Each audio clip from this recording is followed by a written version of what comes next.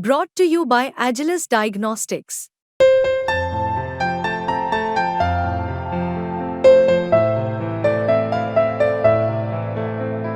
Agilus Diagnostics.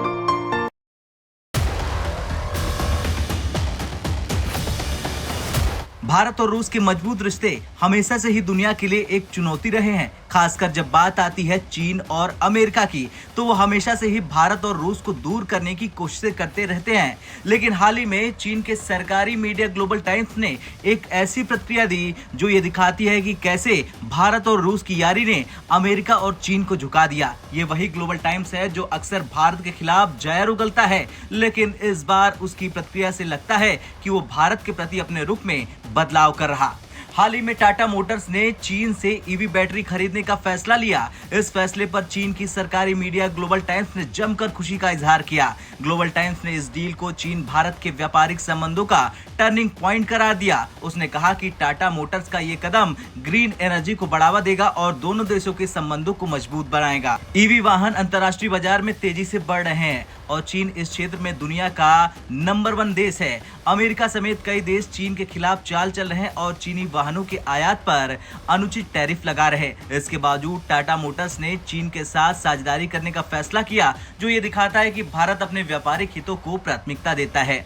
Global times ने अपने लेख में टाटा मोटर्स के फैसले की सराहना करते हुए लिखा कि ये कदम ग्लोबल ग्रीन इंडस्ट्री के विकास वर्तमान स्थिति के कारण संभव हो सका। उसने फोर्ड के उदाहरण का हवाला देते हुए कहा कि अमेरिकी वाहन निर्माता ने मिशिगन में ईवी बैटरी फैक्ट्री बनाने के लिए चीनी बैटरी निर्माता CATL के साथ साझेदारी की थी, लेकिन अमेरिकी राजनीतिक कारकों के कारण ये परियोजना बाधाओं का सामना कर रही। इसके विपरीत टाटा मोटर्स ने फोर्ड की गलतियों से सीखते हुए अपनी लागत को ध्यान में रखते हुए चीन के साथ साझेदारी की है। वैसे यहाँ ये भी समझना जरूरी है कि ग्लोबल टाइम्स की ये प्रतिक्रिया केवल व्यापारिक दृष्टिकोण से नहीं, बल्कि इसमें एक गहरी राजनीतिक चाल भी छिपी हो सकती है। दरअसल चीन भारत के साथ अपने संबंधों को मजबूत करना चाहता है, खासकर ऐसे समय जब अमेरिका और चीन के बीच व्यापारिक युद्ध छिड़ा हो। भारत जो रूस का निकटतम मित्र है, चीन के लिए एक महत्वपूर्ण बाजार हो सकता है और इस डील के जरिए वो भारत को अपनी ओर आकर्षित करने की कोशिशें करता रहता है।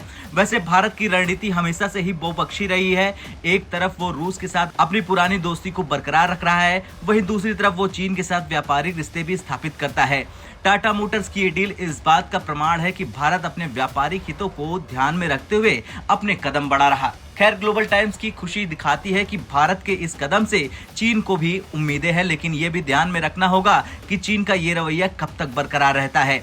भारत को अपने कदम चलते हुए सतर्क रहना होगा ताकि वो अपने राष्ट्रीय हितों की रक्षा कर सके और अंतर्राष्ट्रीय मंच पर अपनी स्थिति को और मजबूत कर सके। खैर, आपका क्या कुछ कहना है? जिस तरह से चीन भारत की तारीफ कर रहा, उसे लेकर कमेंट कर जरूर बताएं। ब्यूरो रिपोर्ट, भारत तक।